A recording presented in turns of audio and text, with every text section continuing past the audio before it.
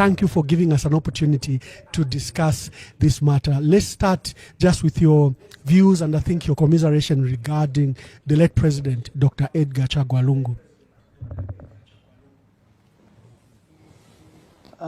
It's sad to lose someone you have known for more than 46 years, 47 years. I've known President Edgar Lungu since 1978. He was not President Lungu there. He was simply Edgar to me. He was Mwana. We have had a period of more than 7 years, from 2014 until 2023, without seeing each other or talking to each other. Since Mr. Sata died, I'd never had a conversation or a phone call with Edgar. The first time I met him was in October 2023 on a plane. We were coming from the inauguration of President Mnangagwa, and I was sitting behind him. So we chatted for the 40 minutes or so flight from Harare to Lusaka. He wanted to talk about politics. I said, Mwana, let's not talk about politics for now. Me and you have not been talking to each other for more than 7 years. Things went horribly wrong between the two of us. Let's deal with that first. I don't want, if I die today, you are not able to come to my funeral because you don't know how my people receive you. He said to me in his usual joking style, no, Mwana, you are not dying anytime soon. I said, all of us will die, including yourself. I don't want when you die, I'm not able to come to your funeral because I don't know how your people receive me. From there, we started talking to each other, exchanging text messages, and so on. To lose him in the way we lost him is very sad.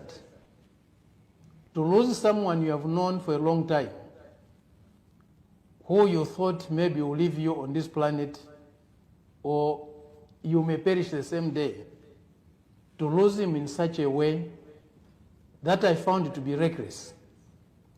I have no doubt on my mind that if Edgar was allowed to attend medical services as they fell due,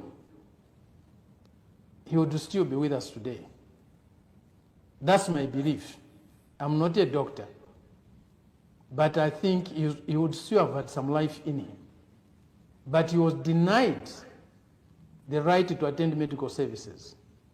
To deny someone medical services is to kill the person. So those who denied Edgar medical services, they are responsible for his death. I'm not saying he was not going to die. None of us will live here forever. We are going to die one way or the other. But here is a question of when one dies. His life could have been prolonged. It's cruel. It's extreme cruelty to deny someone medical services. And then after that person dies, you want to lead his burial. It doesn't make sense. It doesn't sound humane. It's immoral, actually. There is need for people to have restraint. People should realize that, the exercise of power must be a constant exercise of self-limitation and modesty. Every family has the right to bury their dead. The life and the death of a person, first and foremost, belongs to his family. Yes, we are born in a bigger community, we are born in a nation, but the first responsibility over our lives, including our death, is the family in which we are born. Even Christ had a family. He had his mother, Mary. He had his father, Joseph, on earth. That means a family is very important to someone. We have a case in Nigeria. Former president of Nigeria, General Buhari, has been buried behind his house, in his backyard, by his family. The pictures are there for all to see.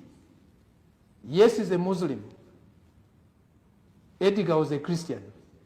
But we are all Africans. We are all Africans. And we belong to the Commonwealth. Our laws are similar in many respects. Why are they so insistent on having the rights over Edgar's body, when they had no right over his life? They repudiated him in life. They humiliated him in life. What dignity do they want to give to his body?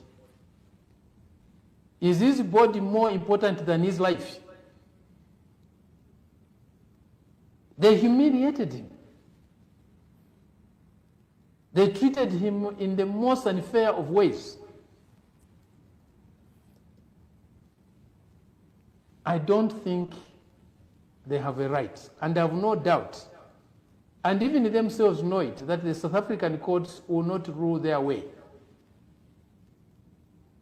And that's why they are hiring all sorts of unscrupulous elements to go and demonstrate, to go and protest for the return of Edgar's body to Mr. Hakainde Hichilema, as if Mr. Hichilema owned Edgar.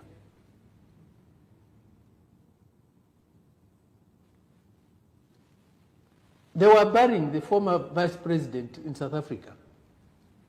In South Africa, the burial was only attended by family members. They excused themselves, please remain here. We are going to bury our dead. We'll find you when we come back. Everybody remained in South Africa. And that's where we have taken the case. I fail to understand the desperation of our government. I fail to understand the desperation of Mr. Hakainde Hichilema over Edgar's body. What do they want to do with it? For what? What honor do they want to give him that they didn't give him in his life? Was he treated honorably up to the time he died? He was stripped of every form of honor. Deliberately so, intentionally so. It was not an oversight, it was deliberate. And they explained why they removed all sorts of honors from him. Why do they want to give it to him in death? Let Edgar's family bury him the way they want. If they want us to attend, we'll attend. If they say, no, this is closed, we'll only have invitations, we'll respect that. Even in me, I'll have no quarrel if I'm excluded from burying him. Even if it's something that we had resolved with Edgar, that if I die, he'll bury me. If he dies, I'll bury him. But if the Lungu family today decides only a few selected people they want to attend should attend, I'll respect that. And I'll have no quarrel with them. They have every right to do so. This behavior is leading to unnecessary speculation. If you are wanga, if you are ingira monomba. And you can't blame people for thinking that way. Why should you insist to have a board of someone who is not your relative, who is not even your friend, somebody you hated?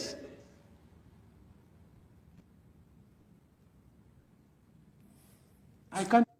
Indeed, Mr. President, we've become a ridicule of the region. Yeah, we've become a ridicule of the region. You are aware?